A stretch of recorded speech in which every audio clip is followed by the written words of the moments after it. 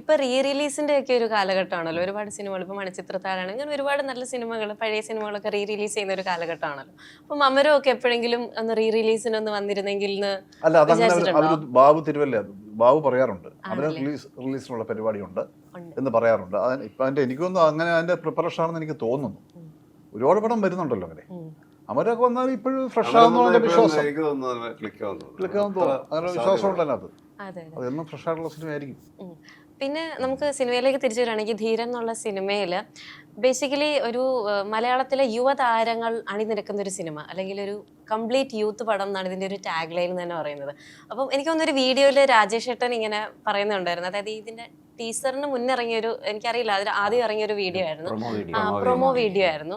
അപ്പം അതിനകത്ത് ഇങ്ങനെ കുറെ യൂത്ത് ആയിട്ടുള്ള ആൾക്കാരെ എക്സ്പെക്ട് ചെയ്ത് പോകുന്നു നിങ്ങളുടെ വീഡിയോ. പക്ഷെ കാണുമ്പം കുറച്ച് അതെ 80s 90s കാലഘട്ടത്ത് അപ്പോഴത്തെ ഉള്ള ലെജൻഡറി ആക്ടേഴ്സിനെയൊക്കെ കാണുന്നു. പക്ഷെ ശരിക്കും ധീരൻ എന്നുള്ള സിനിമ അപ്രോച്ച് ചെയ്ത സമയത്ത് അങ്ങനെയാണോ വിചാരിച്ചത്? ഇതിനകത്ത് കൂടെ അഭിനയിക്കുന്നവരൊക്കെ നമ്മളുടെ ഏജിലുള്ളവരായിരിക്കും. അതാണ് നമ്മുടെ ധൈര്യം. എന്റെ ധീരൻ എന്ന് പറഞ്ഞ ക്യാരക്ടർ എടുക്കാനുള്ള ധൈര്യം ഇത്രയും ആൾക്കാരുടെ കൂടെ നിന്നാ മതി എന്നുള്ളത്. അപ്പൊ അത്രയും ബാക്കപ്പ് ഉണ്ട് നമുക്ക്. അല്ലെങ്കിൽ ഒരു ടൈറ്റിൽ ക്യാരക്ടർ എന്ന് പറയുന്ന ക്യാരക്ടർ ചെയ്യാൻ കുറച്ച് എന്താ അതിന്റെ ഉത്തരവാദിത്വം കുറച്ച് കൂടുതലല്ലേ. അപ്പൊ എനിക്ക് കുറച്ച് ഫ്രീ ആയത് എന്ന് വെച്ച് കഴിഞ്ഞാൽ ഇങ്ങനെയുള്ള എല്ലാവരും ഉണ്ടല്ലോ കൂടെ എന്നുള്ളത് ആദ്യമേ അറിയായിരുന്നു. പിന്നെ പ്രൊമോ വീഡിയോ പിന്നെ നമ്മൾ അങ്ങനെ ചെയ്തതാണ്. ആദ്യമേ അറിയായിരുന്നു ഇതാണ് ഇതിന്റെ കാസ്റ്റ്. അതാണ് കോൺഫിഡൻസ് ആക്ച്വലി. എന്തുകൊണ്ടാണ് അങ്ങനെ ഒരു ടാഗ് ലൈന്? അതിന് എന്താണ് റെലവൻസ് ആയിട്ടുള്ളത്? അതായത് ഒരു കംപ്ലീറ്റ് യൂത്ത് പടം എന്ന് പറയാൻ അതൊക്കെ നമ്മളൊരു പ്രൊമോഷന്റെ ഭാഗമായിട്ട് പറയുന്നതാണ്. പിന്നെ ഷൂട്ടിങ് കഴിഞ്ഞ് കഴിഞ്ഞപ്പോ പിന്നെ അങ്ങനെയാണ് ഫീൽ ചെയ്തത്. അതെ, എന്ന് വെച്ചാൽ മൊത്തത്തിൽ ഇപ്പൊ നമുക്ക് എനർജി വൈസ് നോക്കുവാണെങ്കിൽ അത്രയും യൂത്ത്ഫുൾ ആണ് എല്ലാവരും. എന്നാൽ ഇപ്പൊ ഇവരുടെ ക്യാരക്ടേഴ്സ് ഒന്നും മറ്റു ചെറുപ്പക്കാരായിട്ട് ഇവരെ കാണിക്കുക അങ്ങനെയൊന്നുമല്ല. ഇവരൊക്കെ ഇവരുടെ പ്രായത്തിലും കൂടുതൽ ഏജ് ആയിട്ടുള്ള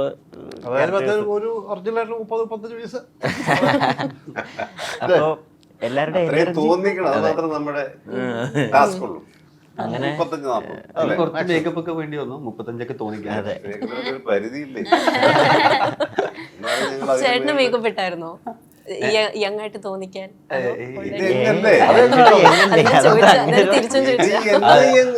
നേരെ ശരം തിരിഞ്ഞ പിന്നെ സിനിമയിൽ ഇതുപോലെ എനിക്കോ എനിക്ക് 38 അത്രേ ഉള്ളൂ. പക്ഷെ സിനിമയിൽ നമ്മള് 32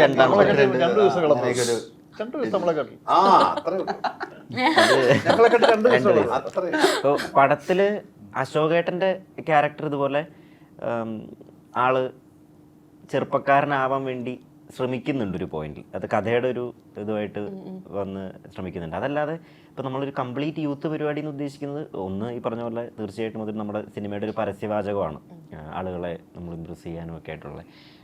അതോടൊപ്പം ഇവരെ എല്ലാവരെയും, അതായത് ഇവരെ നമ്മൾ എന്നെ സംബന്ധിച്ച് ഇവരെല്ലാവരും നമ്മുടെ മനസ്സിൽ ഏറ്റവും ഇതായിട്ട് നിൽക്കുന്ന ഇപ്പോൾ മനോജേട്ടൻ്റെ സർഗമാണെങ്കിലും അശോകേട്ടൻ്റെ ക്ലീൻ ഹരിയർ നഗർ, ജഗദീഷ് ഏട്ടനും സുധീഷ് ഏട്ടൻ്റെ ആണെങ്കിൽ മണിച്ചിത്രത്താഴിലെ ക്യാരക്ടർ.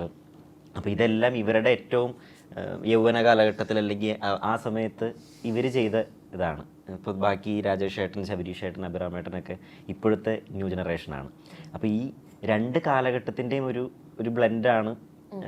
അതിനിടയിൽ അരുൺ ചേട്ടനുണ്ട്, സിദ്ധാർത്ഥ് ഭരതനുണ്ട്. ഇവർ 2000-ൻ്റെ തുടക്കം ഫോർ ദി പീപ്പിളും നമ്മളും അങ്ങനെയുള്ള സിനിമകളിൽ വന്ന്, അപ്പോൾ ശരിക്കും ഒരു 3 ജനറേഷൻ, ഏകദേശം ഒരു 3 കാലഘട്ടത്തിലെ ആളുകൾ ഈ സിനിമയിൽ ഉണ്ട്. അപ്പം അതങ്ങനെ എല്ലാം കൂടെ ചേർത്ത് ഇവരുടെ അപ്പം ഇങ്ങനെ ഇപ്പം നമ്മളിപ്പോൾ 3 ജനറേഷനിലുള്ള ആർട്ടിസ്റ്റ് ഉണ്ടെന്ന് പറഞ്ഞല്ലോ. അപ്പം അതൊരു മൾട്ടി ജനറേഷണൽ കാസ്റ്റ് തന്നെയായിരുന്നു ഈ ഒരു സിനിമയിൽ, ധീരൻ എന്നുള്ള സിനിമയിൽ. അപ്പം ക്രിയേറ്റീവ് കൊളാബറേഷൻ വൈസ് നോക്കുവാണെങ്കിൽ ഭയങ്കര അധികം ഇൻറ്റൻസിറ്റി കൂടുതലാണ് അവിടെ. അപ്പം അത് എത്രത്തോളം ഈ സിനിമയെ അത് പോസിറ്റീവായിട്ട് അത് ഇമ്പാക്ട് ചെയ്തു? അത് എങ്ങനെ, അത് കുറച്ചും കൂടെ പാടായിരുന്നോ അതോ ബ്ലെൻഡ് ചെയ്യാൻ കുറച്ചും കൂടെ പാടായിരുന്നു? അങ്ങനെ ഇല്ല, എല്ലാം ഇപ്പം ഇവരെല്ലാവരും കൂടെ വന്നത് ആക്ച്വലി സിനിമയ്ക്ക് ഭയങ്കര നല്ലതാണ്. ഇപ്പോൾ പ്രത്യേകിച്ച് ഇവരുടെ സീനിയർ ആർട്ടിസ്റ്റുകളുടെ ഒരു എക്സ്പീരിയൻസ്, അവർക്ക് നമ്മൾ ഒരിക്കലും ഒരു പെർഫോമൻസ് അല്ലെങ്കിൽ ഇങ്ങനെ പെർഫോം ചെയ്യണം അങ്ങനെയൊന്നും ഒരിക്കലും അവരുടെ അടുത്ത് പറഞ്ഞു കൊടുക്കേണ്ട ആവശ്യമില്ല. അവരുടെ പെർഫോമൻസിൻ്റെ കാര്യത്തിൽ ഒരു കൺഫ്യൂഷനില്ല. ചിലപ്പോൾ നമ്മുടെ ക്യാരക്ടറിൻ്റെ മീറ്റർ കുറച്ചുകൂടെ ഒന്ന് ലൗഡ് ആവണം ചേട്ടാ, അല്ലെങ്കിൽ അവിടെ അത്ര ഇതാവണ്ട, കുറച്ചുകൂടെ സട്ടിലായിട്ട് പിടിക്കണം, അങ്ങനെയൊക്കെയുള്ള ഇൻസ്ട്രക്ഷൻസ് മാത്രമേ എനിക്ക് ഇവരുടെ അടുത്തൊക്കെ കൊടുക്കേണ്ടി വന്നിട്ടുള്ളൂ. പിന്നെ പടത്തിൽ ഒരുപാട് സംവിധായകർ അഭിനയിച്ചിട്ടുള്ള സിനിമയാണ്. അതായത് സിദ്ധാർത്ഥ ഭരതൻ സംവിധായകനാണ്, രാജേഷ് മാധവൻ സംവിധായകനാണ്, ശബരീഷ് ഏട്ടൻ ഇതുപോലെ ഒരു ഡയറക്ടറാണ്, അസോസിയേറ്റ് ആയിട്ടൊക്കെ വർക്ക് ചെയ്തത് ശബരീഷ് ഏട്ടൻ. അഭിറാമേട്ടൻ അസോസിയേറ്റ് ആണ്, സിദ്ധാർത്ഥ ഭരതൻ്റെ അസോസിയേറ്റ് ആയിരുന്നു. അങ്ങനെ ഒരുപാട് ഈ പറഞ്ഞ പോലെ ടെക്നിക്കലായിട്ടും അല്ലാതെയും ഒക്കെ അറിവുള്ള, അപ്പോൾ എല്ലാവരും നമുക്ക് ഇതിനകത്ത് പറ്റി ഞാൻ പറയണ മാത്രം അങ്ങനെയൊന്നും അല്ല അവിടെ.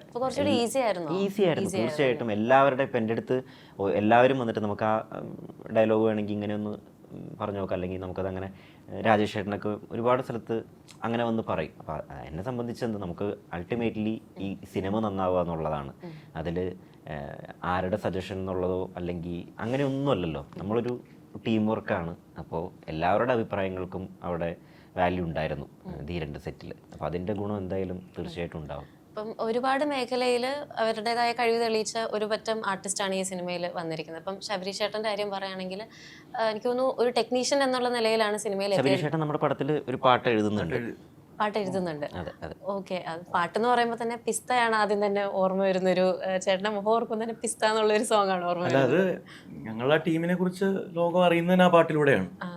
ആ പാട്ട് റിലീസായതിനു ശേഷമാണ് അതിന് എന്താണ് തമിഴിലൊക്കെ റെഡ് ജയന്റ് ഒക്കെ വിളിച്ച് അവർ വിതരണം ചെയ്യാന്നൊക്കെ വരുന്നു. മനോജ് ചേട്ടൻ ഉണ്ടല്ലോ സിനിമയിൽ. നേരമെല്ലാം മാറും. അപ്പം അൽഫോൺസ് പറയായിരുന്നു ഇതോടുകൂടി നമ്മുടെ നേരം മാറും. മാറി. അപ്പൊ വിണ്ണേത്താണ്ടി വരുവായ എന്ന് പറയുന്ന സിനിമയിലൂടെയാണ് ടെക്നീഷ്യനായിട്ട് തുടക്കം കുറിച്ചത്. ജിഗർദണ്ഡ ഫസ്റ്റ് ആണ് അവസാനമായിട്ട് വർക്ക് ചെയ്യുന്നത് ടെക്നീഷ്യനായിട്ട്. പക്ഷെ നമ്മൾ നേരത്തിലൂടെയാണ് കുറച്ചും കൂടെ അറിഞ്ഞത്. ആൻഡ് നമുക്കിനി പുതിയൊരു ഒരു ആലുവ ടീമിന്റെ ഒരു പുതിയൊരു കൊളാബറേഷൻ നമുക്ക് എക്സ്പെക്ട് ചെയ്യാവോ? ആലുവ ടീമിലെ എല്ലാവരും കൂടി ഇപ്പം ഏറ്റവും പുതിയത് വരാൻ പോകുന്നത് ഷറഫ് പ്രൊഡ്യൂസ് ചെയ്ത് ഷറഫ് നായകനായി വരുന്ന പെറ്റ് ഡിറ്റക്റ്റീവ് എന്ന് പറഞ്ഞ പടം വരുന്നുണ്ട്. അത് ആലുവ ടീമിൽ ഞാൻ പാട്ടുകൾ എഴുതുന്നുണ്ട്, രാജേഷാണ് മ്യൂസിക്, ആനന്ദാണ് ക്യാമറ, വിഷ്ണുവാണ് സൗണ്ട് ചെയ്യുന്നത്. പലരുണ്ട് ആലുവയിലെ, പലരുണ്ട്. പ്രണീഷ് എന്ന് പറഞ്ഞാൽ ഞങ്ങൾ ആലുവയിലുള്ള ഒരുപാട് കാലമുള്ള ഒരു സുഹൃത്താണ് പ്രണീഷാണ് ഡയറക്റ്റ് ചെയ്യുന്നത്. ആദ്യത്തെ പടമാണ് ഡയറക്റ്റ് ചെയ്യുന്നത്. അതൊരു ആലുവ ടീമിന്റെ പടം തന്നെയാണ്. ഒരാഴ്ച മുന്നേ എല്ലാ ഇൻസ്റ്റാഗ്രാമിലും നിങ്ങളെ എല്ലാവരുടെയും പോസ്റ്റ് കണ്ടായിരുന്നത് 10 വർഷം നേരത്തിന് 12 വർഷമായെന്ന് തോന്നുന്നു. 10 വർഷത്തിന്റെ ഒരു കേക്ക് കട്ടിങ് സെറമണി അങ്ങനെ അതൊക്കെ കേക്ക് കട്ട് ചെയ്ത് നേരത്തിന്റെ അല്ല പ്രേമത്തിനും കട്ട് ചെയ്തു. അതെ അല്ല രണ്ടും ഉണ്ടായിരുന്നു. ഒന്ന് അൽഫോൺസ് അഭിനയിച്ചിരിക്കുന്ന സെറ്റിൽ പോയി കട്ട് ചെയ്തു, ഒന്ന് ഞങ്ങള് ഇവിടെ വേറൊരു ഹോട്ടലിൽ. ഈ 10 വർഷം ആയെന്ന് ഓർത്തായിരുന്നു? അതായത് ഇന്ന ദിവസം അതെ 10 വർഷത്തിന് സന്തോഷമുണ്ട്. 10 വർഷമായി ഇൻഡസ്ട്രിയിൽ സർവൈവ് ചെയ്യാൻ പറ്റിയെന്നുള്ളൊരു സന്തോഷമുണ്ട്. അതെ 47 വർഷമായ ഒരാൾ കൂടി ഇരിപ്പുണ്ട്. അതെ 10 വർഷത്തെ കണക്ക്.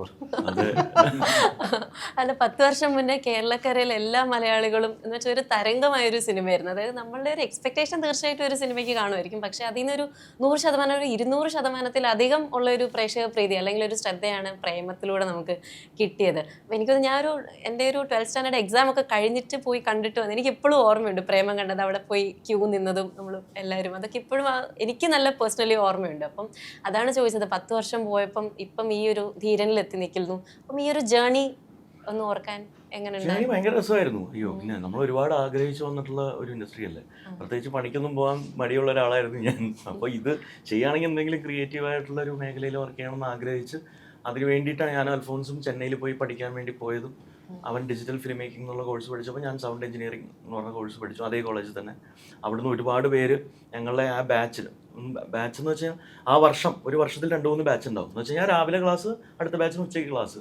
പരസ്പരം അറിയുന്ന എല്ലാവരും. അവിടെ നിന്നാണ് രാജേഷിനെ പരിചയപ്പെടുന്നത്, വിഷ്ണു, ഗോവിന്ദ്, ശ്രീശങ്കർ, പിന്നെ തൈക്കുടത്തിലെ ഗോവിന്ദൊക്കെ ഞങ്ങളുടെ ആ 1-2 ബാച്ചാണ്. മുജീബ് ഞാൻ ഒരേ ക്ലാസ്മേറ്റാണ്, ഇപ്പോൾ ഈ പടത്തിൻ്റെ മ്യൂസിക് ഡയറക്ടർ. അതേപോലെ എബിൻ പോൾ എന്ന് പറഞ്ഞ സുഷിൻ്റെ പാട്ടുകളൊക്കെ മിക്സ് ചെയ്യുന്ന അങ്ങനെ ഒരുപാട് ടെക്നീഷ്യൻസും കലാകാരന്മാരും ഉണ്ടായിരുന്ന ആ ബാച്ച് ആയിരുന്നു ഞങ്ങളുടെ. അങ്ങനെയാണ് അവിടുന്ന് പരിചയപ്പെടുന്നതും ആ സിനിമാ ലോകത്തിലേക്ക് പതുക്കെ ഷോർട്ട് ഫിലിംസ് ഒക്കെ ചെയ്ത് എത്തുന്നതും നേരത്തിലേക്ക് എത്തുന്നതും. അവിടുന്ന് ഇപ്പൊ ധീരൻ വരെ നേരം എന്ന് പറയുന്നത് ആക്ച്വലി ആദ്യം ഒരു ഷോർട്ട് ഫിലിം അല്ലായിരുന്നു. ഷോർട്ട് ഫിലിം ആയിരുന്നു. അതില് വട്ടിരാജയുടെ ക്യാരക്ടർ ചെയ്ത നമ്മളുടെ വിജയ് സേതുപതി, നായകൻ ഞാനും വിജയ് സേതുപതി. അതെ വട്ടിരാജ വിജയ് സേതുപതി. അങ്ങനെയാണ് ഇവരെയൊക്കെ പരിചയപ്പെടുന്നത്. വിജയ് സേതുപതി വഴിയാണ് കാർത്തിക് സുബരാജ്, മണികണ്ഠൻ, നലൻ കുമാരസ്വാമി, ബോബിയൊക്കെ പരിചയപ്പെടുന്നത്. അങ്ങനെയാണ്. പിന്നെ അവിടുത്തെ ചായക്കട കമ്പനി ആയിരുന്നു ഞങ്ങള്. അങ്ങനെ എല്ലാവരും പടം, ഇവരെല്ലാവരും ആദ്യത്തെ പടം ഞാൻ വർക്ക് ചെയ്തത്. സൂതകവും വർക്ക് ചെയ്തതാണ്, പിജ വർക്ക് ചെയ്തതാണ്, ജഗർദണ്ഡ ഞാൻ വർക്ക് ചെയ്തതാണ്. ജഗദണ്ഡ വർക്ക് ചെയ്തല്ലേ?